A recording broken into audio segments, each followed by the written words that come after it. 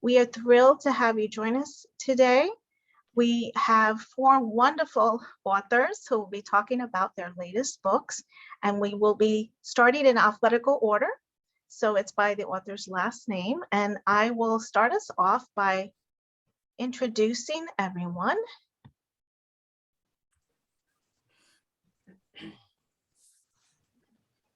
Just give me a moment.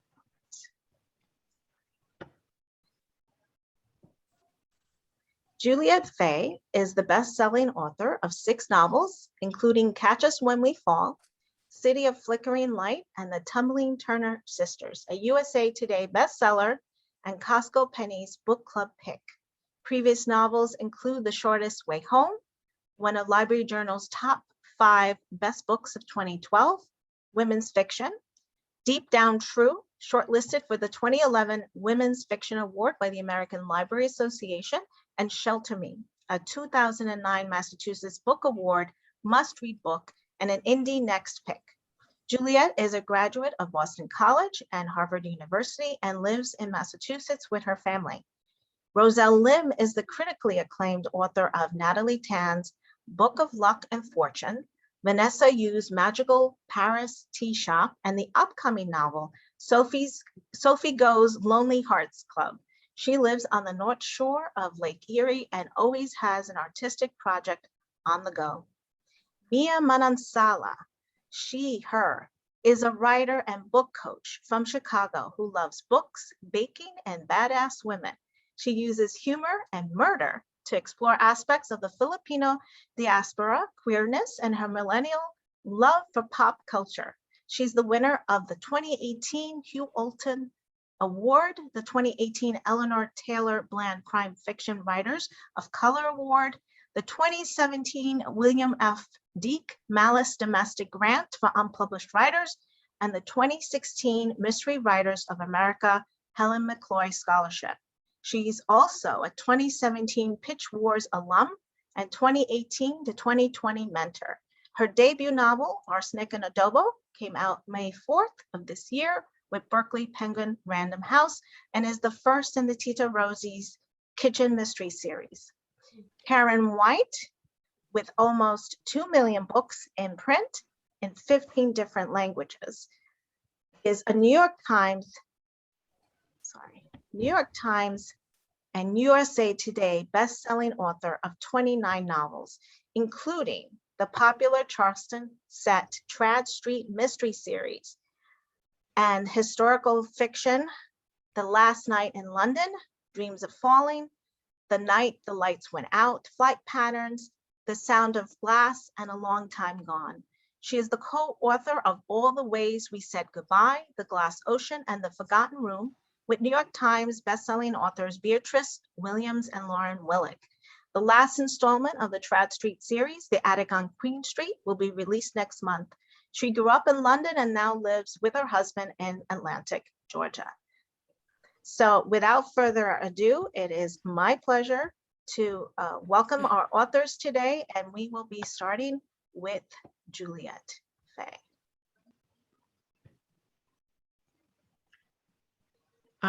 So I am Juliette Fay, and I'm going to talk about my latest book that just came out last month.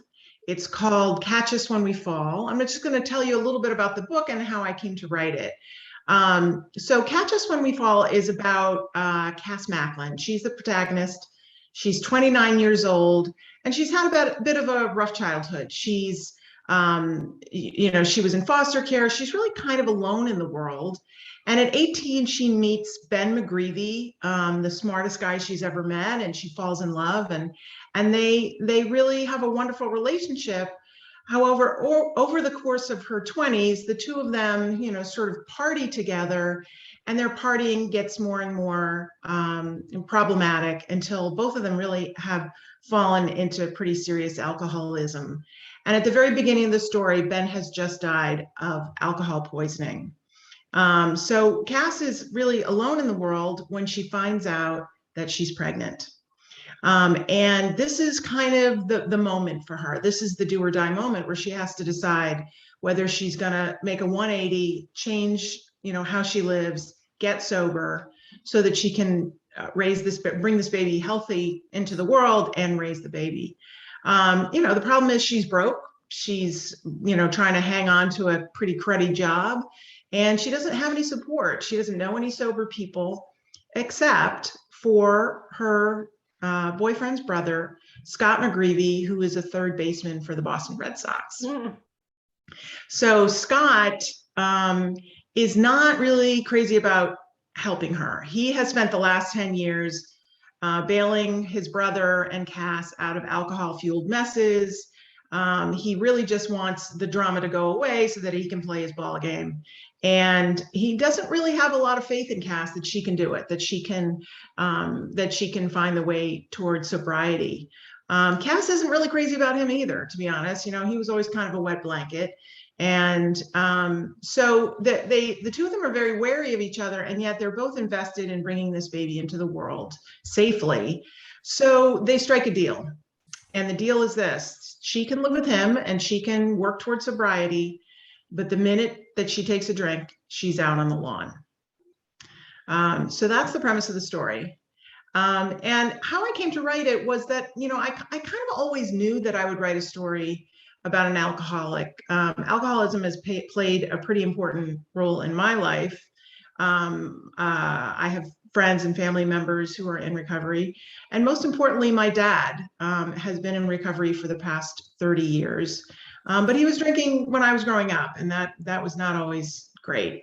Just as his drinking days really impacted me, so did his recovery, which kind of surprised me a little bit because I was 26 when he went into recovery, and he was no longer taking care of me. It was not active parenting anymore.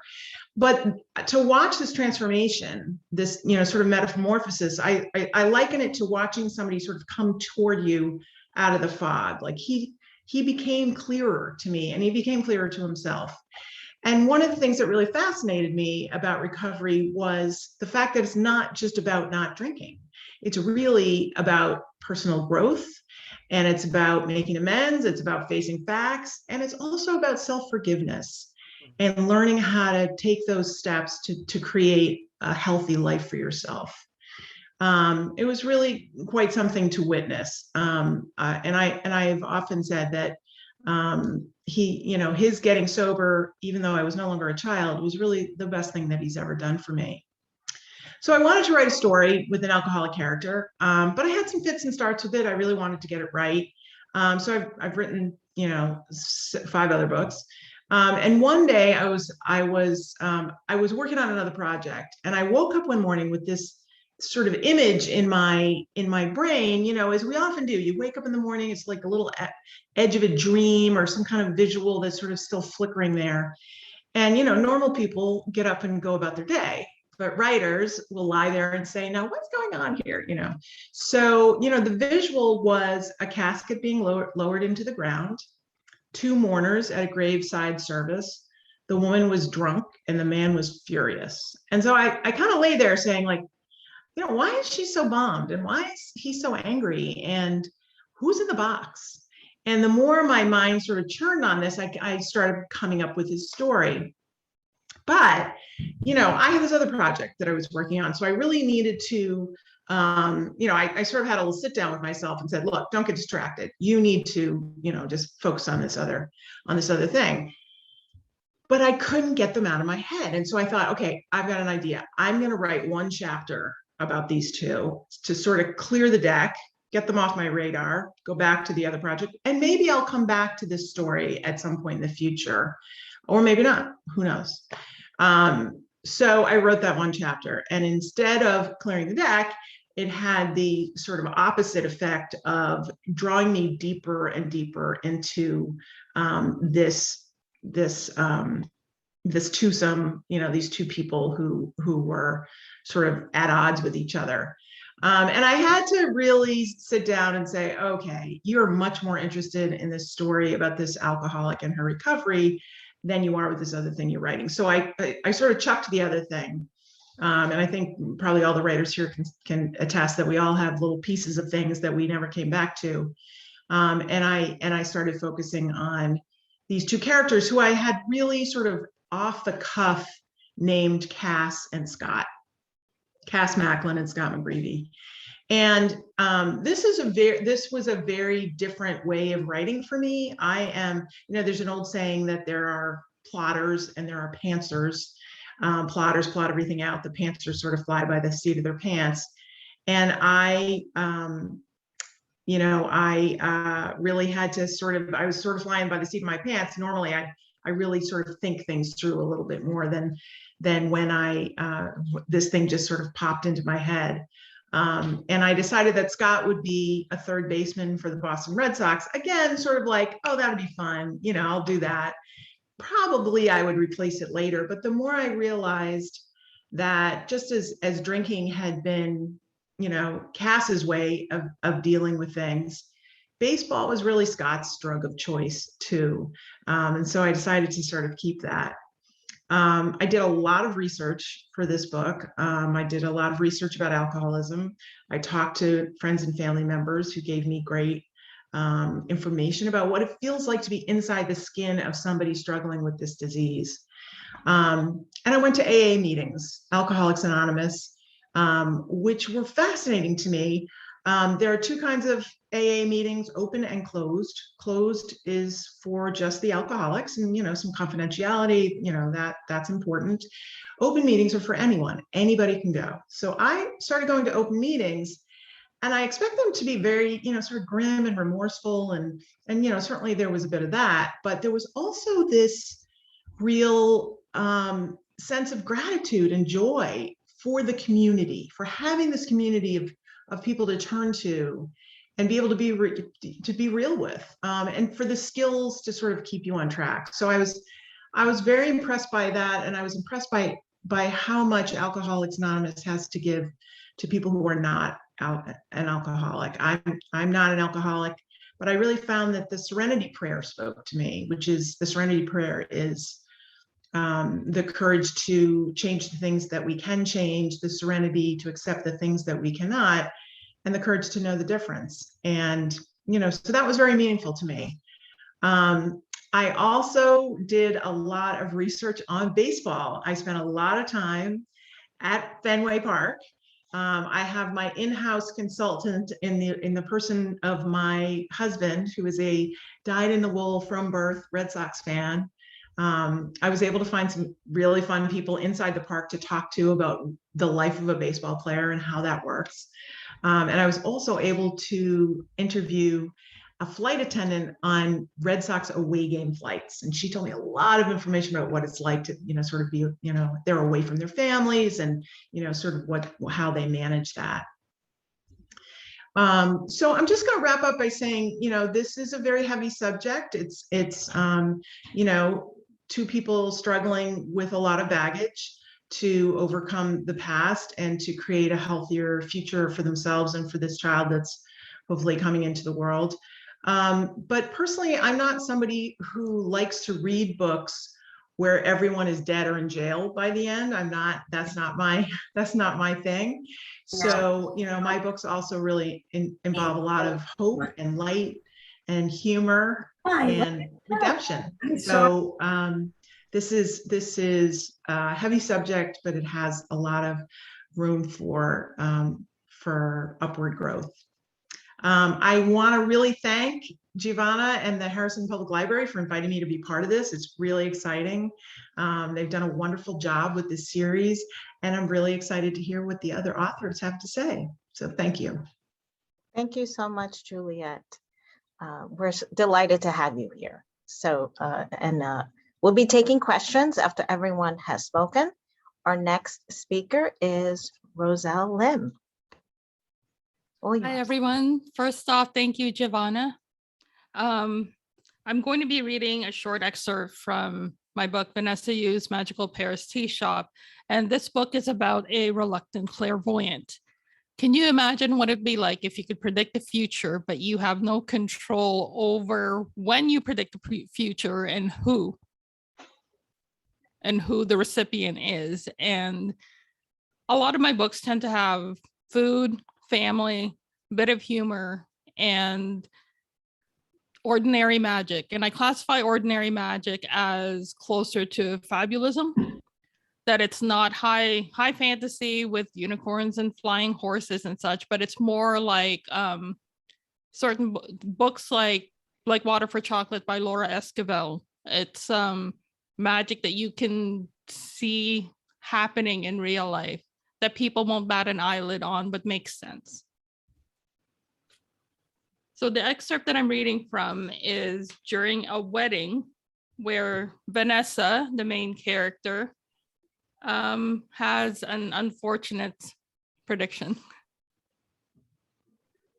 The bride had performed her second wardrobe change. Out of her Vera Wang wedding gown, she now wore a bright poppy red chupao with gold embroidery. Cynthia was radiant. She was at a place in her life where I knew I couldn't go. I pushed my personal sadness aside to revel in her joy. You two have to come with me, she declared as she offered her hands to Aunt Evelyn and me. We accompanied her to the salon adjoining the ballroom. Sheer white organza was draped over the tall walls of the long chamber. Tiny twinkling LED lights glowed underneath, giving the illusion of captured fireflies. A large vase of white roses and phalaenopsis filled each corner. 42 ivory Queen Anne chairs formed the perimeter reserved for the eldest you and Go relatives. Cynthia and her husband Edwin served tea in gilded red cups from a batch of high-grade pu'er they brewed themselves. The order of service was dictated by seniority. The ceremony was a joining of relatives and a symbol of appreciation from the happy couple. As the youngest in the room, I waited where Jack stood beside his portrait studio setup. Uncle Michael and Aunt Evelyn took their assigned seats. Jack leaned in and asked in a low whisper, "So, this is basically another gift-giving event?" Yes, the bride and groom will receive a hong bao, the red envelope, from each of the relatives after serving them tea. In our culture, it's common to dole out cash. I explained. This is one of the older traditions we retain. Each generation keeps a set of customs and throws out those they didn't like. So that's what Michael was busy with this morning, stuffing an envelope full of $100 bills. Jack smiled. It's beautiful. I should be taking shots. He fetched his camera and got to work, getting closer to document the ritual. As I watched the ceremony unfold, I felt a pang of envy. I didn't see this in my future, despite what the aunties intended for me. After the ceremony, Cynthia made her way to me. She glanced over her shoulder at the gaggle of aunties congregating in the far corner. They're so ready to pounce on you. They told me they tried to track you down earlier, but you gave them the slip. I hid. I can't outrun them. At least 3 of them run marathons, I said before pointing a finger at her. You were supposed to stay single. We had a deal. Cynthia laughed. I fell in love. All bets are off then. All kidding aside, I'm genuinely happy for you and Edwin. We're going on a foodie eating tour of Asia for our honeymoon. I can't wait to eat everything from Japan to Singapore. I have to show you all of the chef tables we're planning. There were a few I didn't think I could get into, but Edwin's cousin pulled some strings. You know you married into the right family when that happens. She sipped the last of her tea she was cradling in her left hand. I caught a glimpse of the bottom of her cup. My stomach churned. I stepped back, reaching for the wall for support. The prophecy solidified in my mouth, bringing with it the bitterness of raw cacao without the added touch of sugar. I didn't want to open my mouth. I already knew what I was going to say.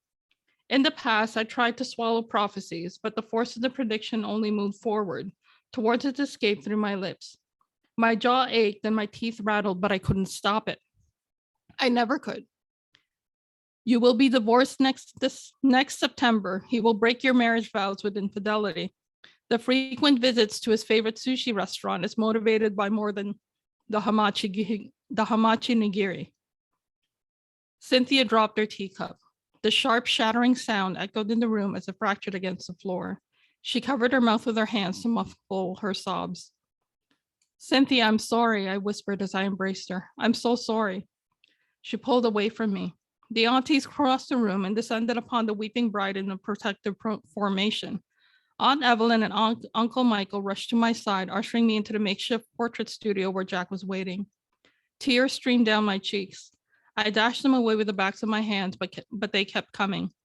I drowned in a tsunami of remorse for having ruined my cousin's wedding and her life. My right eye pulsed as a sharp pain in my temple intensified. A churning nausea rocked my stomach. I leaned into Uncle Michael and closed my eyes. He held me in his arms and allowed me to soak his beautiful charcoal suit jacket. When sorrow ran its course, I was left hiccuping, drinking in the scent of clean linen, bayberry, and my uncle's aftershave. He met my gaze and asked, "Are you all right?" No. The instant answer unleashed all the resentment I thought I'd locked away. It's a curse, despite what everyone says. Look at what I did to Cynthia. To supplement my argument, I rattled off a list of incidents. Remember Mrs. Ferguson, my kindergarten teacher? During my parent-teacher conference, I saw the bottom of her coffee mug. I told everyone about her affair. And what about my prediction of Logan's ruptured spleen during his championship rugby game? His parents were devastated. The extended Yu family has grown inured to my unusual talent because of exposure. Outsiders never understood. My head felt like it was being squeezed in a vice. With each breath, the screw tightened. It hurt. I hurt. I don't want this, I whispered. I never wanted it. He kissed the top of my head. I know. I can't even imagine what Cynthia is going through right now. I'll talk to her, Aunt Evelyn said. I'll help her assess her options, and she'll need to talk to her husband.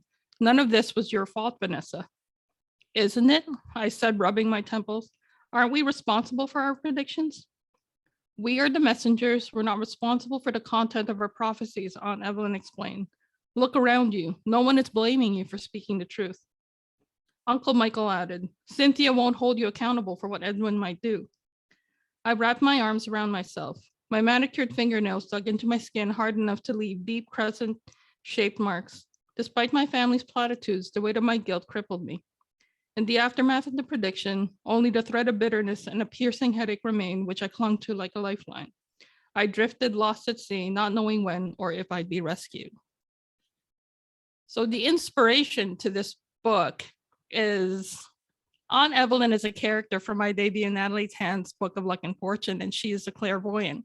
And I thought, wouldn't it be fun to see what her family is like and to explore that kind of magic? It'd be fascinating. And since it took place in Paris, my editor and my agent at the time said, well, why don't you go use your book advance? And you've always wanted to go. So I took their blessing and I finally visited right before the pandemic, which is great because it was in the fall of 2019.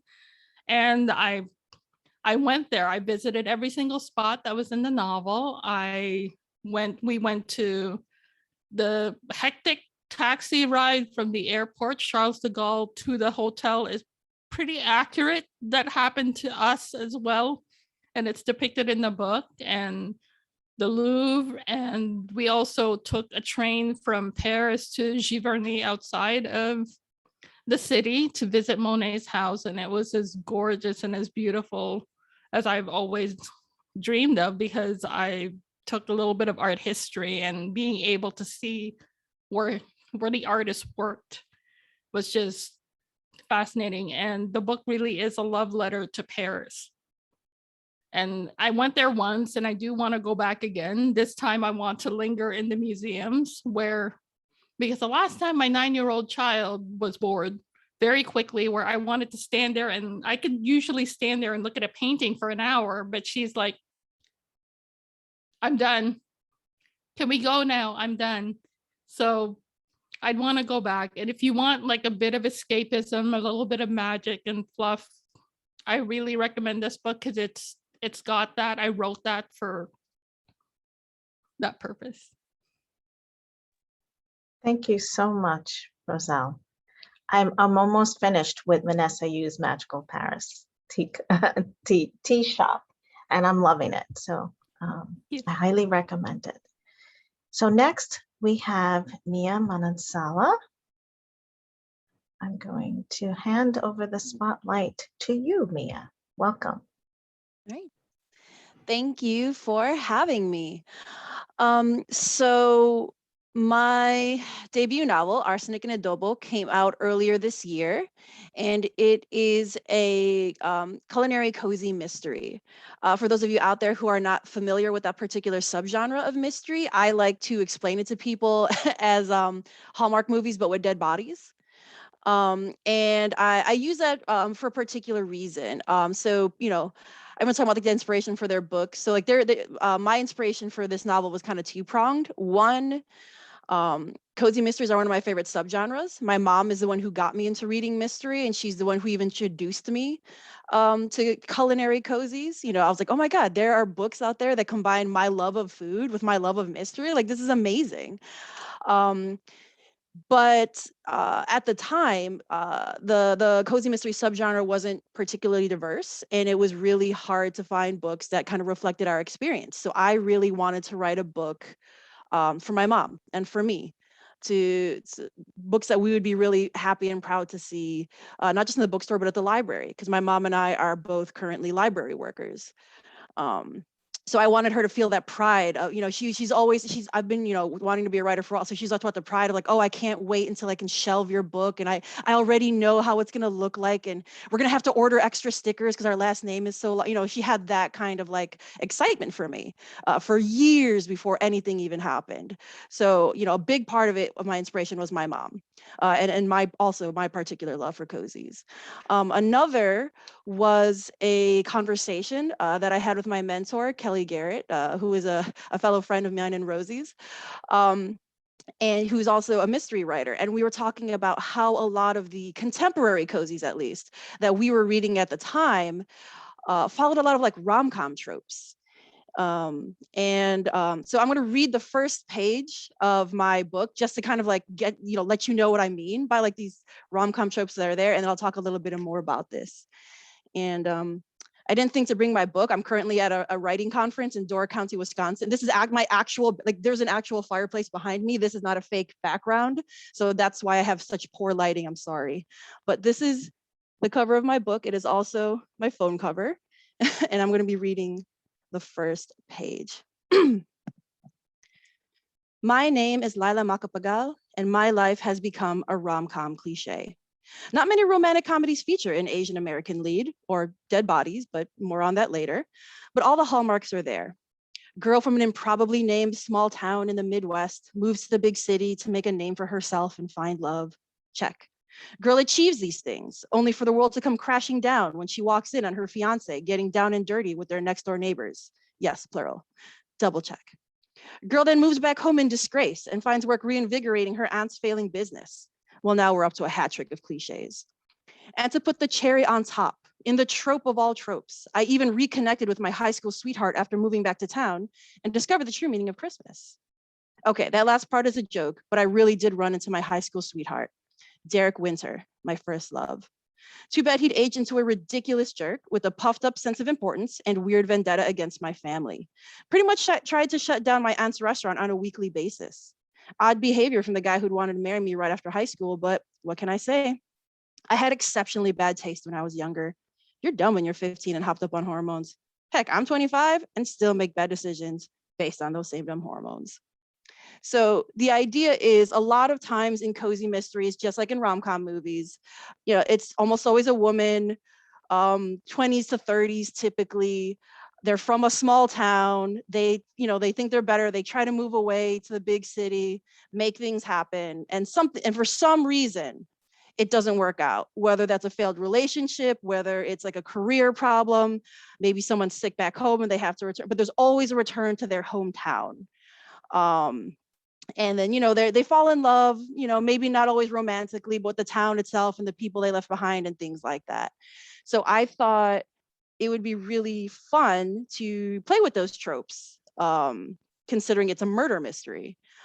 So the way the story got started, so like soon after that conversation I had with Kelly, I was on the train to work one day, and the first line of the book that I just read to you popped into my head, fully formed. So that first line has never changed. Like I started this book in 2018. And so from then to public, it has not changed at all, which is my name is Laila Macapagal, and my life has become a rom-com cliche. And I was like, ooh, she even named herself. Who is this? Well, what is her story? Where can it go? And so like I pulled out my phone to take notes because like I'm not going to remember this. And as I wrote that first line, the second line popped into my head as well, which is not many movies feature Asian American leads or dead bodies. And I was like, that's what this is.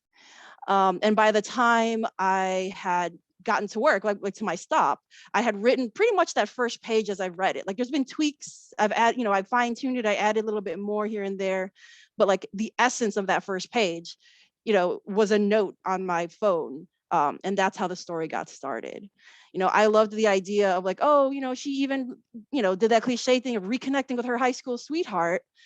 But because this is a murder mystery, it's not a second chance at love story.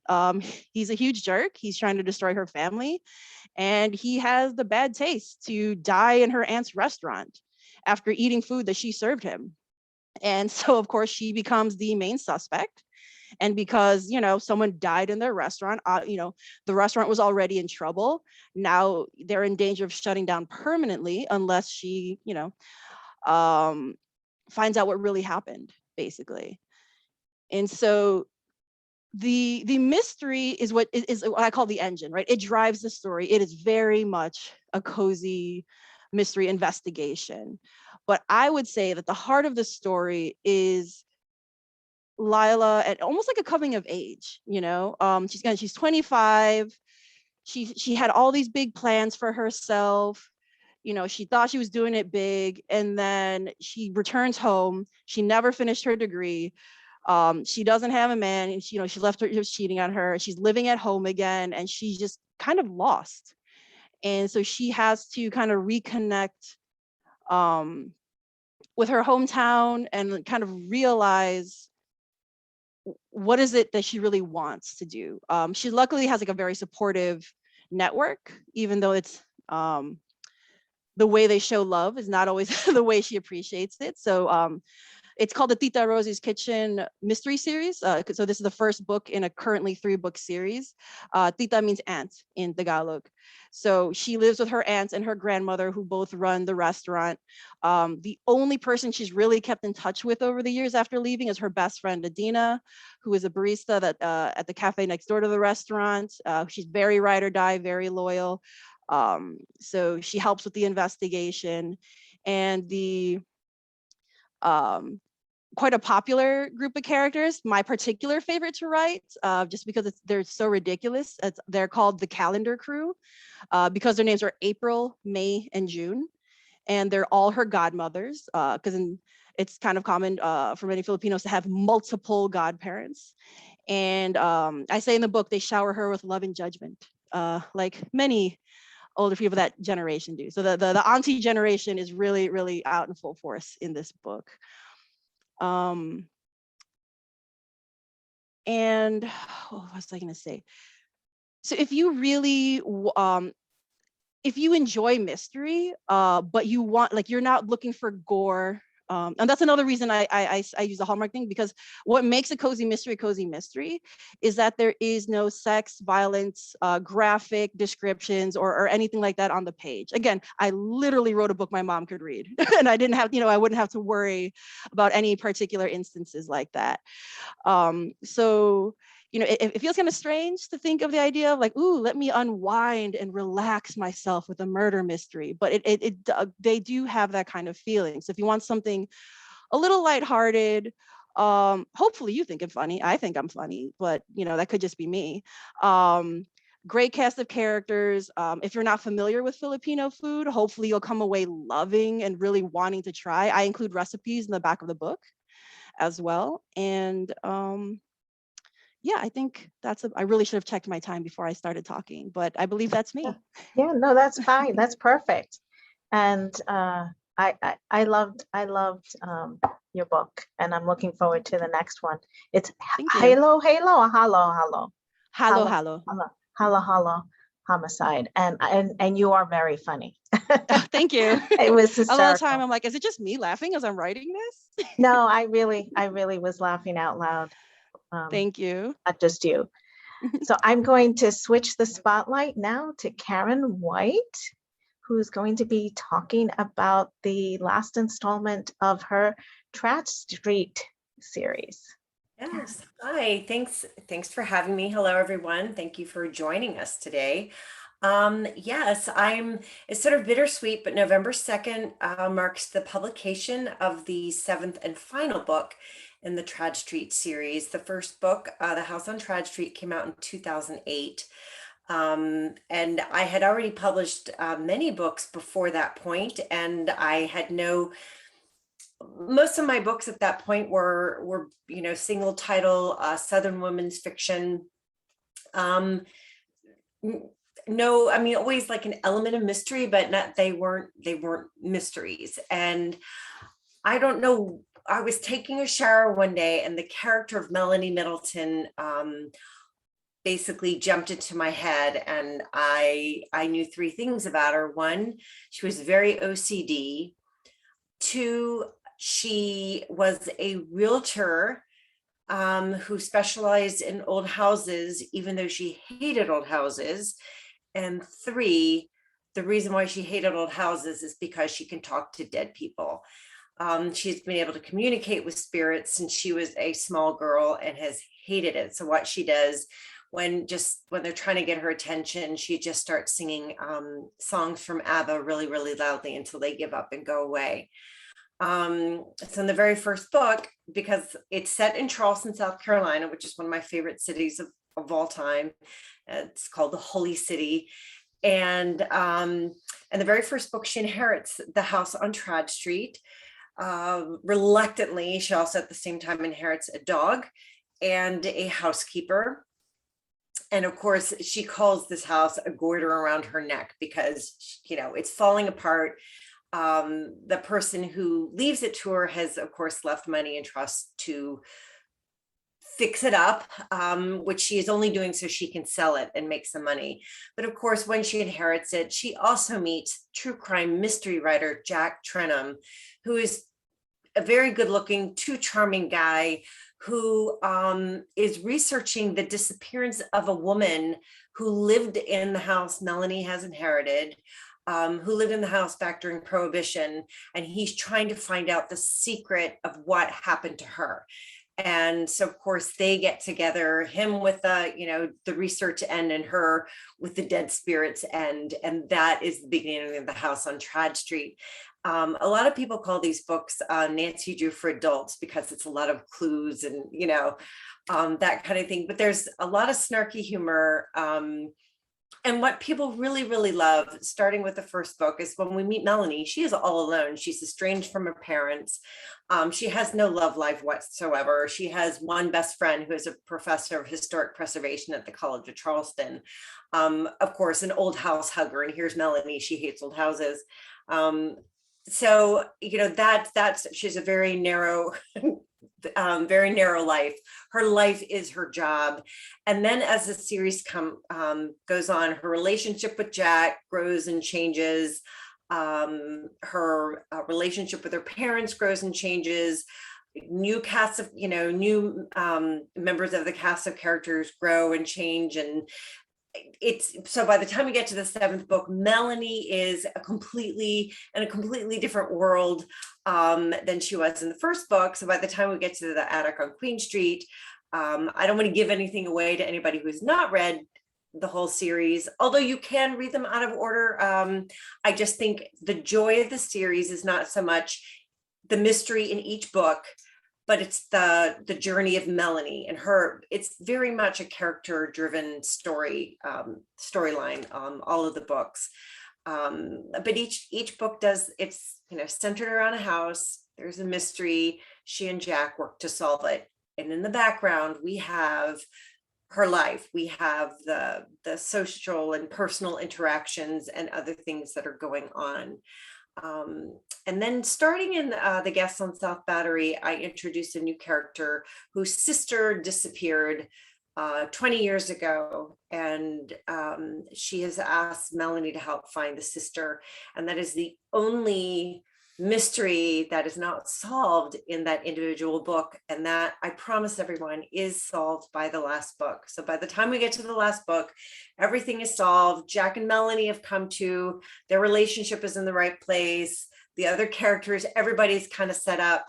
And it broke my heart to finish the chapter, to finish the series. It was supposed to be over with book 4. And then my publisher said, could you please do 3 more? So it was only supposed to be actually 2 books. And then it was 4 books. And then it was 7 books. So But I promise this is the end. We need to let Jack and Melanie and the rest of the characters live their happily ever after. But it broke my heart to type the end. And my publisher luckily was on the same page, literally, and said, Karen, what about a spin-off series? So I'm all about, for someone who never wanted to write a mystery or a series, this is pretty incredible. And I'm still writing my other books at the same time. But yes, so I decided to take one of the main, Jack's daughter, Nola, from the Trad Street series. She will be a 28-year-old young woman who is starting her first real job after graduate school in New Orleans, Louisiana, which is another wonderful city with so much architecture and history and ghosts, of course. And then another character that I introduce in The Attic on Queen Street. So they will be leading the new series. It will be, there's definitely the paranormal element in it, but it's going to be a little bit different because, as we know, Nola does not have the gift of talking to dead people, but someone else does. So yeah, so we'll see. That first book comes out in March of next year, and it is called The Shop on Royal Street, which happens to be an antique store, because we all know antique stores come with lots of old furniture, and old furniture always comes with little hangers on. So so yeah, so that is the very brief story of the Trad Street series, what people call the Sixth Sense meets National Treasure meets Moonlighting. For those of you who remember the show from the 80s, Moonlighting, with Sybil Shepherd and Bruce Willis, like, I guess, and well, I think that was Bruce Willis's yeah, big thing. So so yeah, so that snarky back and forth is very much Melanie and Jack, and people get a lot of laughs out of that. So yeah. Thank you so much, Karen. We're going to turn this over to questions now. So I'm going to bring everyone back to the spotlight. And we ask that you use the chat box, or if you feel comfortable unmuting, you can do that as well. So nobody's typing in. Okay. I will ask a question because I know a few of you have done either mystery, contemporary fiction, and historical fiction. I know Karen has, I know Juliette has. Which is harder to write? Which, the mysteries or the contemporary fiction? And then with historical fiction, I imagine there's so much research involved. Like even with Catch Us When We Fall, Juliette, you had to do all that research on baseball and alcoholism. So I just to answer that question, so I've written historical fiction and contemporary, and there's no book that I've written that I didn't have to do research for. I think every book requires that. Historical fiction is a lot more research. It is definitely a lot more work in that sense. I found that I really enjoyed learning all the things that I learned about. Tumbling Turner Sisters is about a family that goes into vaudeville. City of Flickering Light is about the early silent movie era in Hollywood. And I was fascinated by everything I learned. The tricky part was figuring out how to use that information in the story without it overwhelming the story, you know, that you learn so much that you can't use. And so then you're just sort of a walking encyclopedia of knowledge that you can't really use, but you know, it's fun at cocktail parties. So yeah, true. Yeah, the research part is always, it's very time consuming, and I always find that those are the books that I'm latest on, because you don't, you know, when you're used to writing contemporary, you're still doing the research, but it's not the dates, making sure that everything fits in, and then to make sure that what you've learned, you're not hitting the reader over the head with it. But all books are hard. All writing is hard. You know, it doesn't, I like interspersing them so that I'm not overwhelmed. I like doing the humor. My Trad Street series tends to be a little more humorous than my other books. So it's kind of fun. It's sort of like the palate cleanser between the other books. thank you. So there's a question here. It's actually, well, it's whoever would like to respond. And if anyone is currently unmuted, please mute yourselves. If I can't do it, you'll have to do it on your end. Thank you. So I'm reading the question as it's written. Juliette, I think you said that you're usually a plotter. Roselle, Mia, and Karen, are you usually plotters or pantsers who write without an outline, and why? Pantsers. I don't know how to do it any other way. I've tried. I just my characters take me in a different direction every time, and it's a waste of time, so I don't bother anymore. Really? How about you, Mia and Roselle? For me, my agent converted me to planning because I used to just sit down and write, but then I would take a lot more time to revise it and figure out what exactly is there. But what I do now, though, is I do a lot of planning. I do all of the plotting, but I allow for a little bit of spontaneity, a little bit of like pantsing when the scene needs it. If something isn't working and it was in the outline, then I have to change it, and I change it on the fly. Great.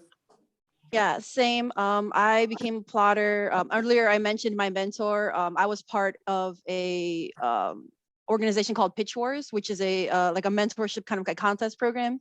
And my mentor came from the TV world. She was a screenwriter, which is like very heavy outline. So she kind of drilled that into my head. But I outline differently. She, is like a 13-page plus outliner where she hits all the beats and everything like that. That didn't quite work for me. In my book coaching work, I learned about something called the inside outline, which, so because I write mystery and many people think, oh, that's specifically plot driven. But for me, particularly because I write a series, most people don't remember the plots, they remember the characters.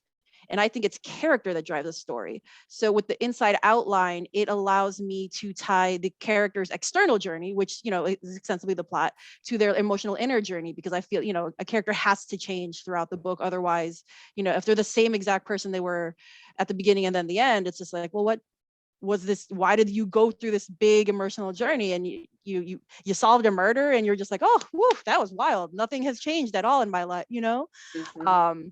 So the inside outline, it allows me to plot out like the big beats and the emotional scenes and how the character is driving it, but it's not like, Right. A scene per scene. It's so because it allows some freedom there.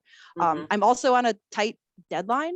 My books come out, book 2 comes out 9 months after book 1. Book 3 comes out 8 months after book 2. So I went from almost 2 years working on one book to like, hey, give me that book in 6 months.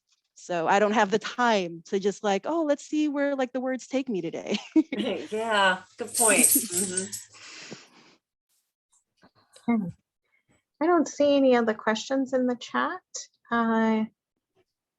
So it seems like all of you are working on series, maybe except for Juliette, right? I don't think you've ever read, well, Shelter Me had A Shortest Way Home. Some of the characters made their way into that book, but you really haven't written a follow-up. Do you think you would do that with Catch Us When We Fall, so we can find out what happens with Cass and It's possible. I never say never to that. I will say that my next book that is coming out circles back to the setting for Shelter Me and The Shortest Way Home.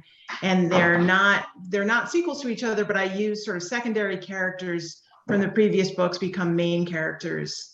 So this next book will feature a main character who is connected to those previous books.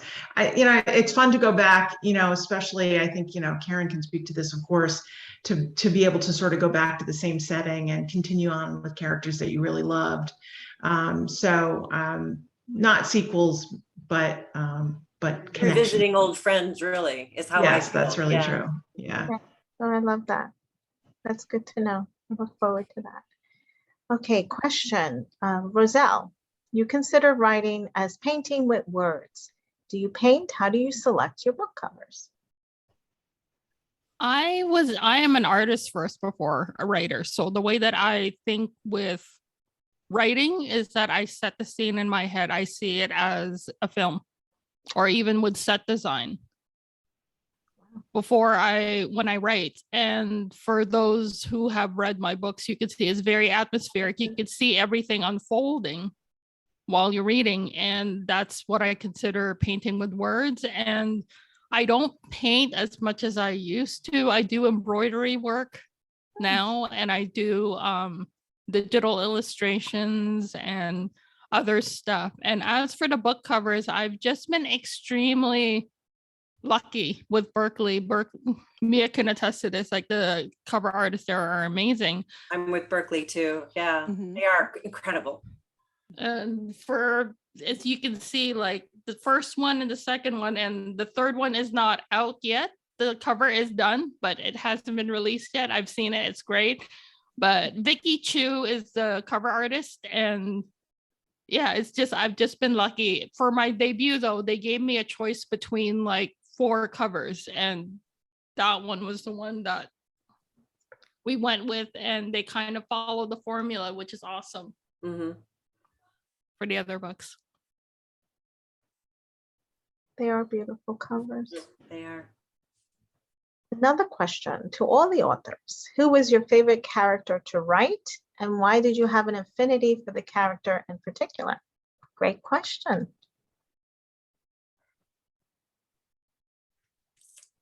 Anyone? Okay. Okay. Go, Go no, ahead, you Karen. go ahead, Juliette. I have to say that I think the way I write is that I sort of feel it's almost like method acting. Like you have to be inside the head of each character and you have to feel what they're feeling. And even, you know, I really even come to love the bad guys because I know why they're bad guys. And I also believe that you can't have a character that's all bad. There's some reason that this is happening. So I can't say that there's any particular character that is, my favorite. However, I do, it is fun to write sort of the outrageous characters. So there's a point in the story when Scott's mother, who is a piece of work, comes to town and she's just awful. And it was really fun to write. So. It's like I think you and I were separated at birth because so much of what you just said, the whole method acting thing, I 100%, I do kind of become that character. And even the bad guys, I kind of like, when you understand why they're doing things, you sort of, you kind of feel for them, like, oh, you poor thing, you were bullied in 5th grade, Right. Like, I get it. I now see where you're such a jerk. It's like, yeah, okay. Anyone else want to answer? Go ahead, No, Mia. No?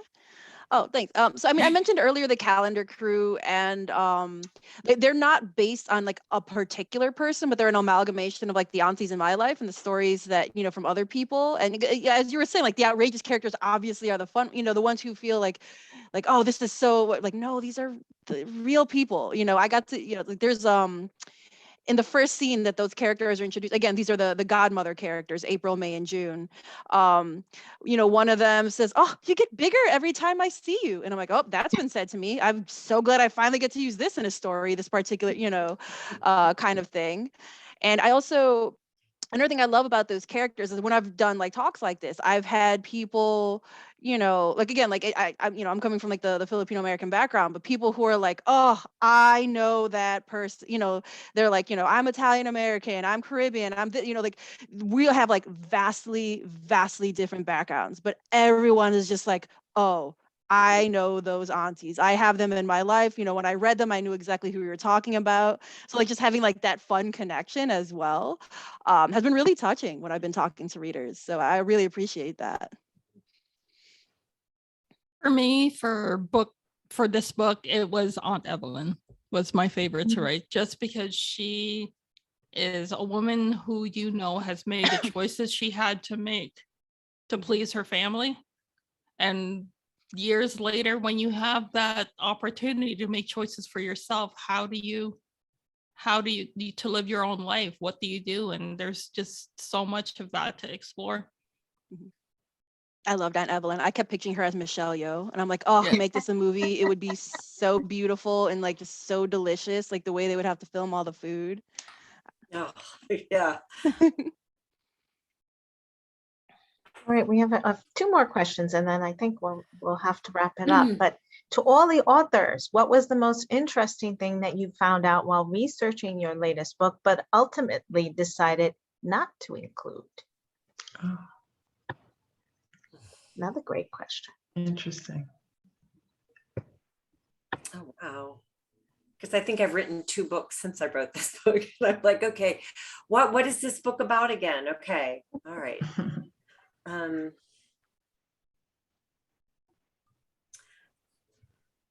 I got one.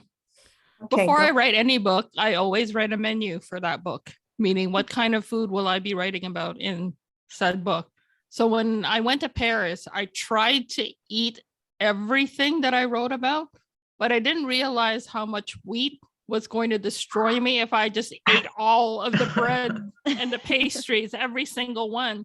So I had to this is a fun one where I had to weed out certain things that I didn't get to try that I wanted to, but there wasn't any room. I wasn't a cow. I didn't have 4 stomachs to put all of the food in and have all of that. I just couldn't. So that was just a fun thing for me. Right. Okay, last question for the mystery writers. How do you handle cluing? Do you give the reader all the clues as you go along so a careful reader could solve the mystery along with your protagonist? Since I don't plot, it's always a miracle when I get to the end of the book, because I don't always know exactly how it's supposed to end. But I think the little hamsters in the back of my brain, they're planning the clues, because when I get to the end and I go back, I realize that everything has just kind of been laid out the way that it's supposed to. A lot of times, there will be 3 or 4 different mysteries that are solved by the end of it. Very rarely will somebody guess all of them. But it's funny because when I go to events, people say, oh yeah, I knew this, but I never saw that coming, and then it's, so which I think is kind of fun to talk about with readers, and what were the things that clued them, and how did they know, and and how did they miss something? And I find that very interesting, how everybody, does it differently, writers and readers too. Mm-hmm. It's funny because even though I am a plotter, I don't usually plot out the clues necessarily. Because again, I'm going for the more emotional beats, and then I need to see what kind of organically fits.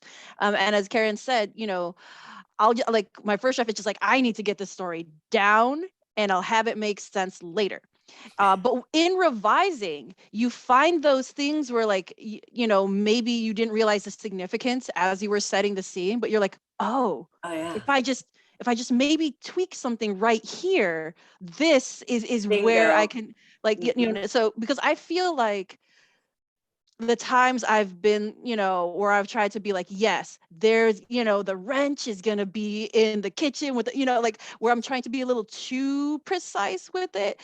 That's where it's just obvious, it's flashing lights, where if I'm just oh, if I overlooked it the first time, but the second time I see the significance, hopefully the same with the reader.